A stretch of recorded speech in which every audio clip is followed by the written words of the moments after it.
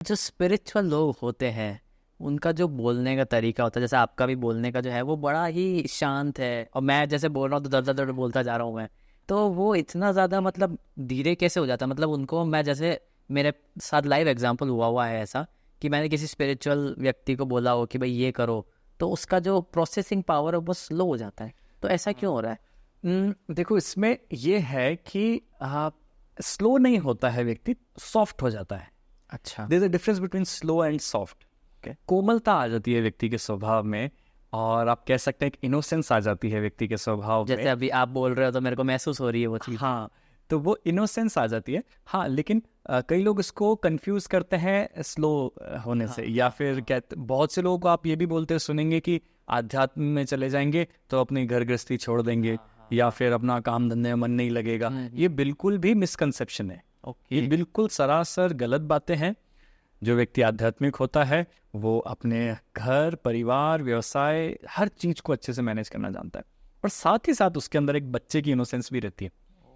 देखो क्या होता है कि जनरली जो लोग इनोसेंट होते हैं या सो कॉल्ड इनोसेंट होते हैं, वो फिर कहते हैं कि थोड़ा सा समाज के अंदर फिर ठोकर खाते हैं। भोले होते हैं जो लोग, कहते हैं ना भोला है, इसका तो फायदा उठा लिया। या तो लोग ऐसे हो जाते हैं, और जो लोग बहुत ज्यादा स्मार्ट होते हैं वो कनिंग बन जाते हैं। फिर वो अपनी भावनाओं को ही छोड़ देते हैं, घर वालों के साथ में ही वो राग द्वेष कर लेते हैं। राइट राइट है ना, हर जगह बिजनेस माइंड लगाते हैं। तो इन दोनों के बीच का सामंजस्य होना चाहिए, बैलेंस होना चाहिए। कैसे? स्पिरिचुअलिटी से आप सॉफ्ट होते हैं, तो आप जब अंदर से सॉफ्ट होते हैं तो वो आपकी वाणी में भी रिफ्लेक्ट होगा, आपके हाव भाव में रिफ्लेक्ट होगा, आपके डीलिंग्स में रिफ्लेक्ट होगा, and at the same time you become smart also. तो you become very softly smart, you become smart very softly. Anything you can jumble up. तो ऐसा कहते हैं कि जो स्पिरिचुअल होता है बहुत आदमी, तो उसको अंदर से पता चल जाता है कि अब नेक्स्ट क्या होने वाला है, या अगला जो है उसके साथ क्या करने वाला है। और आप कह रहे हो कि आपने 10 साल इसमें दिए हैं। तो आप पहले से लोगों को भांप लेते हो, या आप भी कई बार आ जाते हो? तो नहीं, होता है। देखो उसको कहते हैं इंट्यूशन पावर। हाँ, इंट्यूशन पावर। इंट्यूशन पावर कहा जाता है उसको, जो यहाँ पे तीसरी आंख होती है वो खुल जाती है। हाँ, तो एज सच कोई फिजिकल आई नहीं है, यहाँ पे हमारा आज्ञा चक्र होता है। ओके। आज्ञा चक्र इज रिस्पॉन्सिबल फॉर नॉलेज। अच्छा। चीज़ों, आप जीवन में कितना ज्ञान में है ना, वो आपके आज्ञा चक्र के, है ना, जो प्रोसेसिंग है उस पर निर्धारित करता है कहीं ना कहीं। ज्ञान not just in sense of math, science, commerce या व्यापार का ज्ञान। ज्ञान मतलब जीवन को लेके एक दृष्टिकोण। ओके।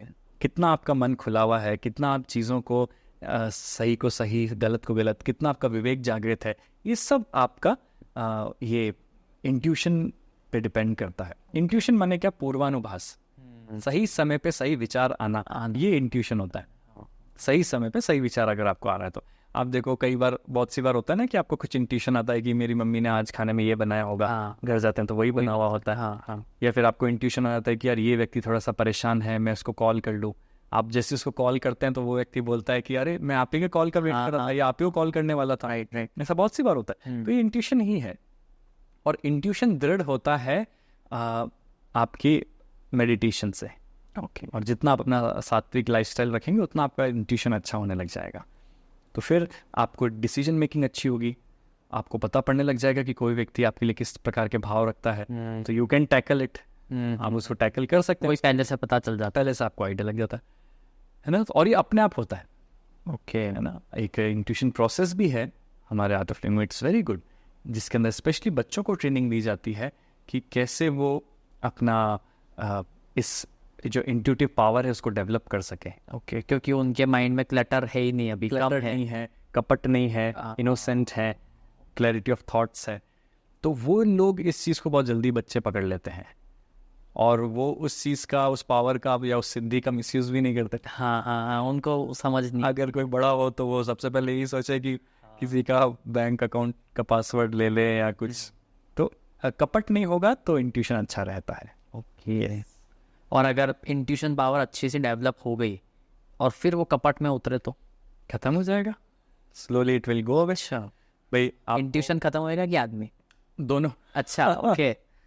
पहले आपकी देखो, है ना, ये सब चीज़ें हमारे सिद्धियाँ तभी हमारा साथ देती हैं जब हम उसका सही उपयोग करें, ओके जिस दिन आपको ये लगने लगेगा कि मैं अपनी सिद्धियों का उपयोग करके किसी का नुकसान कर लूँ, या आपने सुना होगा ऐसे मार्केट में बहुत सारे टर्म्स चलते हैं, black magic and all of these things, तो ये कहीं ना कहीं व्यक्ति अपने एनर्जीज का, आसपास की एनर्जीज का नेगेटिव इस्तेमाल कर रहा है, सही इस्तेमाल नहीं कर रहे हैं। तो सूनर और लेटर उनका गिरना फिक्स है ही, वो खुद भी जाएंगे, और जो लोग ऐसी चीज़ों का हेल्प लेते हैं वो भी, उनका डाउनफॉल होना निश्चित है। इट्स 100% कन्फर्म है ना। तो बिल्कुल भी इन चीज़ों को आपको पॉजिटिव वे में लेना चाहिए और उसको उसी तरीके से यूज़ करना चाहिए। ये